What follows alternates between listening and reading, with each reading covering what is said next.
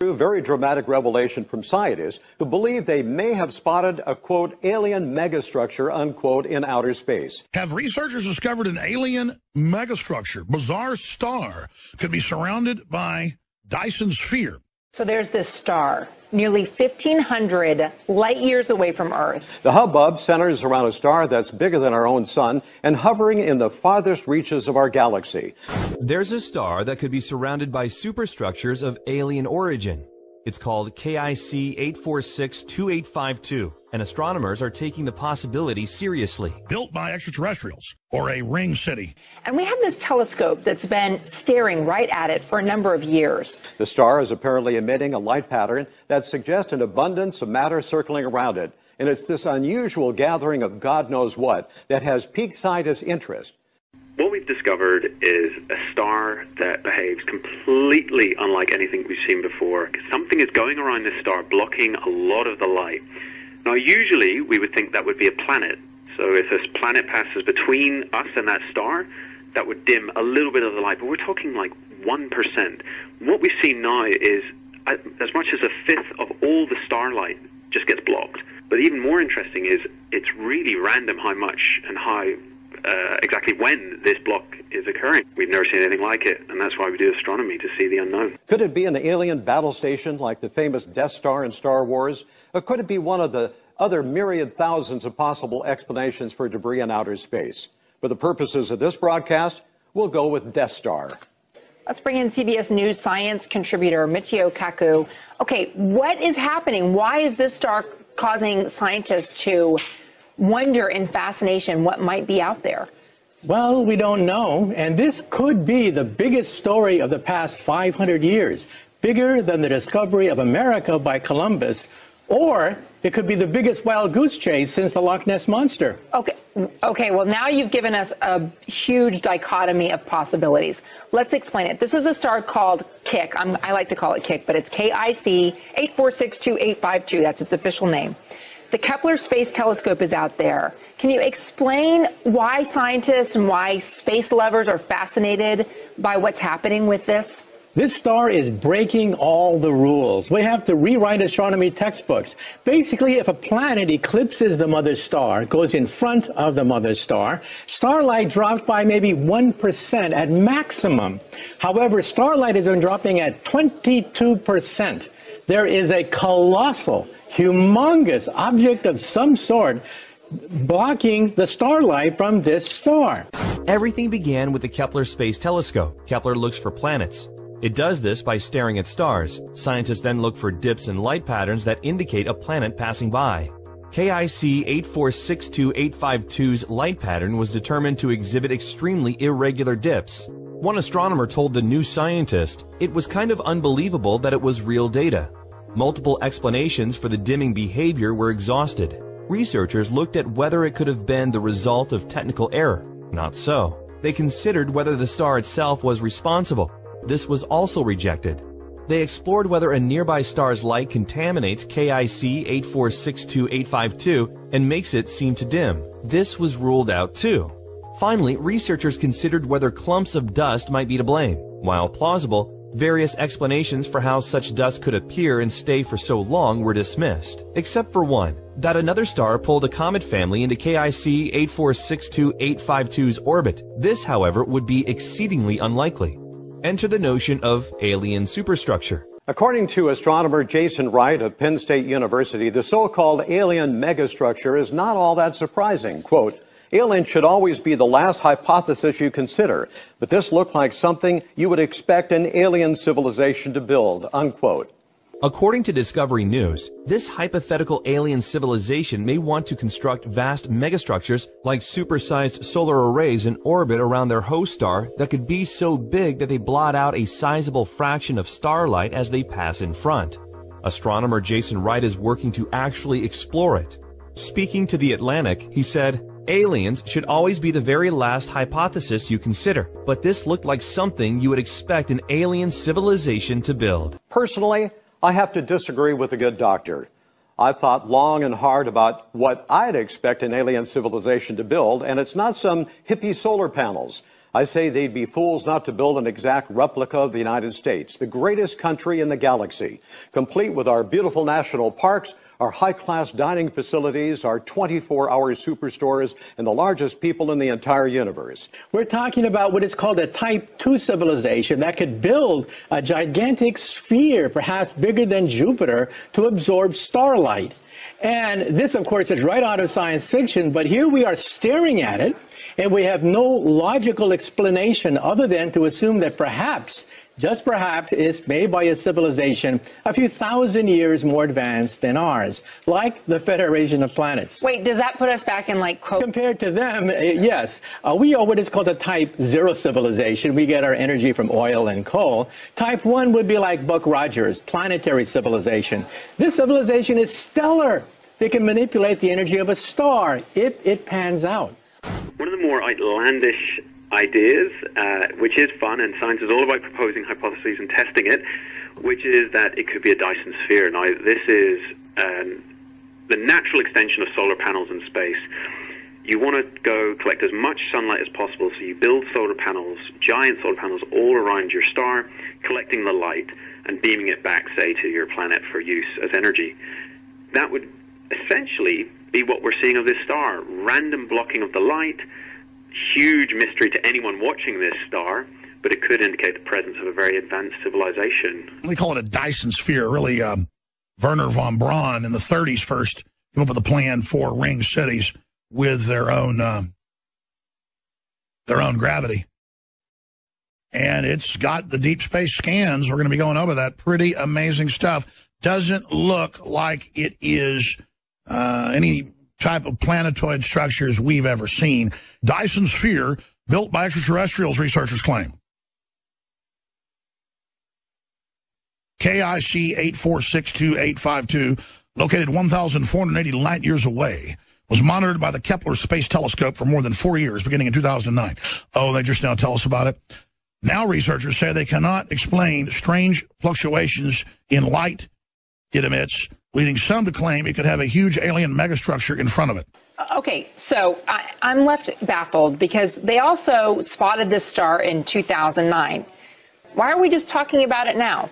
Because, as Carl Sagan said, remarkable claims require remarkable proof. If you're going to say that this discovery ranks with the discovery of America by Columbus, if it's on that kind of scale, you better be sure that it's not some kind of hoax or some kind of dust on the telescope. And if this potential hypothetical civilization is 1,000 years more advanced than we are, why haven't they made contact with us? Are we as human beings just not ready for that? Well, if you go down a country road and see an anthill, do you go down to the ants and say, I bring you trinkets, I bring you beads, I give you nuclear energy, take me to your ant queen?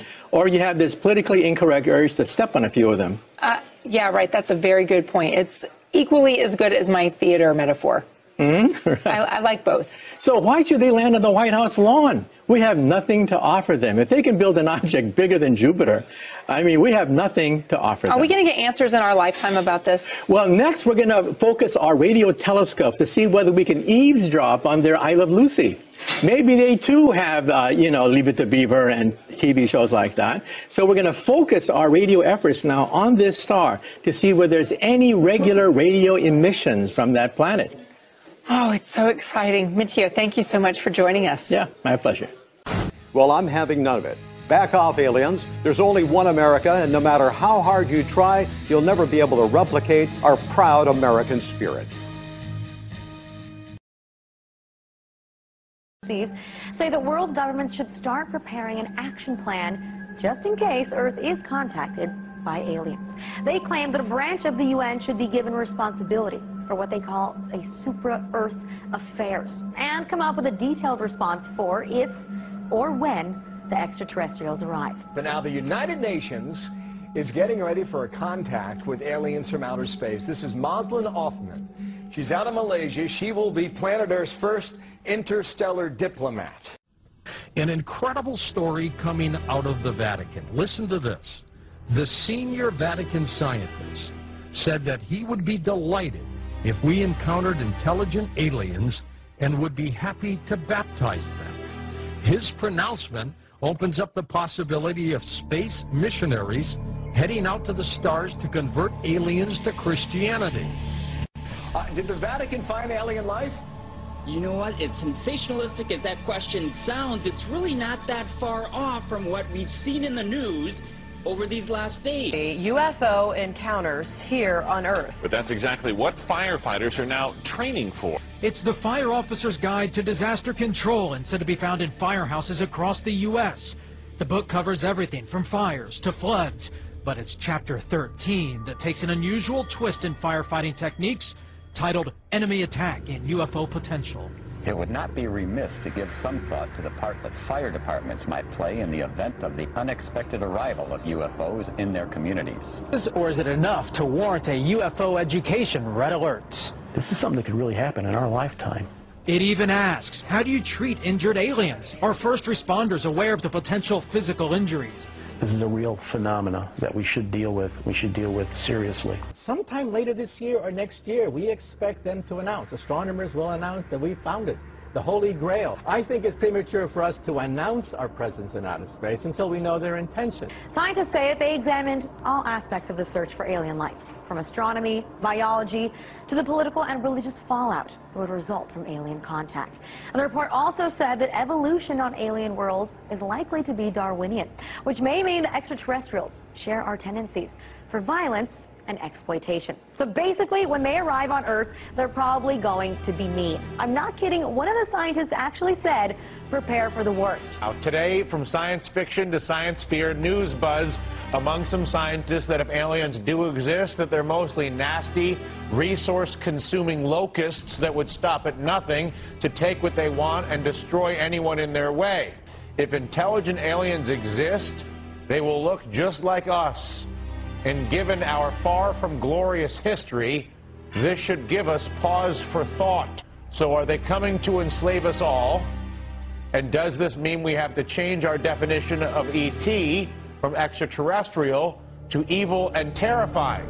Perhaps we need some outside universal threat. I occasionally think how quickly our differences worldwide would vanish if we were facing an alien threat from outside this world. And we are going to come up against the limits of our own mortality in a way we never could before. And a lot of the things that happen, good and bad, will be stranger than anything ever written in science fiction.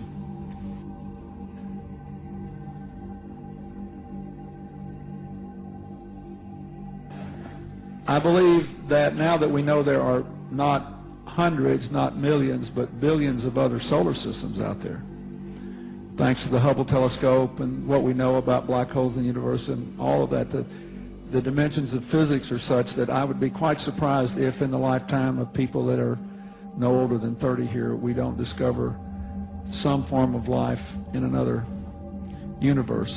So I think there are lots of interesting discoveries, biological, on Earth, and other discoveries in the heavens that those of you who are younger will get to see unfold. You'll have all kind of problems with them, but on balance, it'll be a plus. And it'll make life much more interesting. Could you believe there are videos now of probably angels in the sky?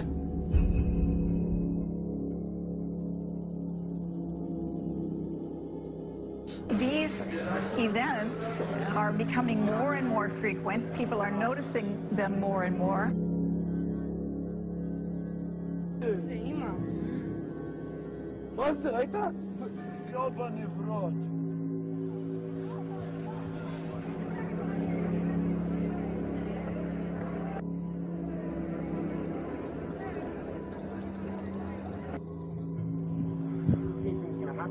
Okay, this is more close up.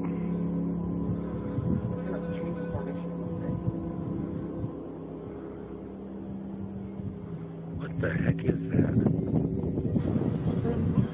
I know.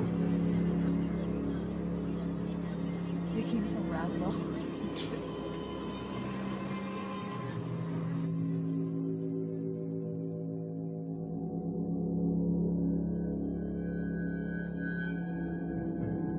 The generation now alive is privileged to see the birth pangs of the birth of a new civilization.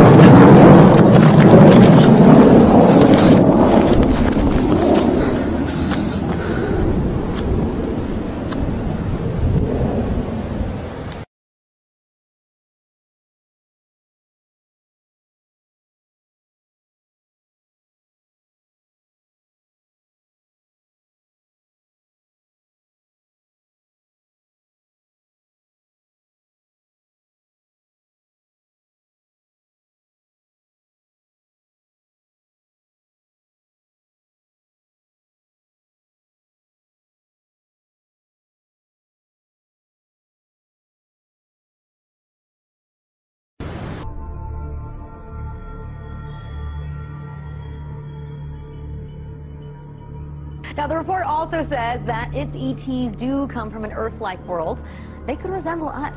They might have similar biological molecules. So, hey, that could expand the dating pool.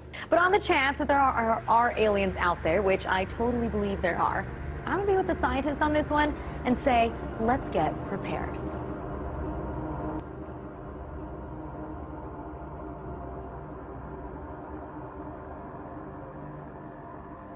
What is that on screen? No astronomer has seen this before. Scientists say they're clueless about what it might be.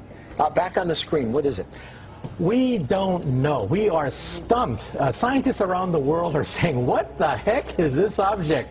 It doesn't fit any of the profiles of the usual suspects. That's the problem. The usual suspects are comet, meteor, stars, galaxies, planets. How about some sort of alien dealio? You buying into that? Well, you know, the object is about the size of the Rose Bowl Stadium. So it's too small to be a planet or a star or a galaxy. And it's not a comet. There's no gas in the tail of that comet. It's not a meteor because it's not inside the Earth's atmosphere.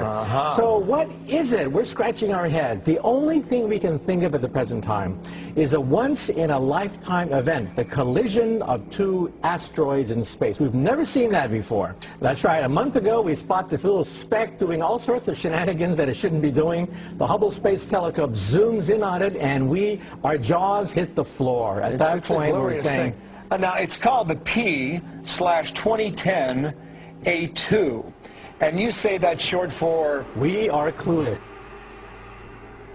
But on the chance that there are aliens out there, which I totally believe there are, I'm going to be with the scientists on this one and say, let's get prepared.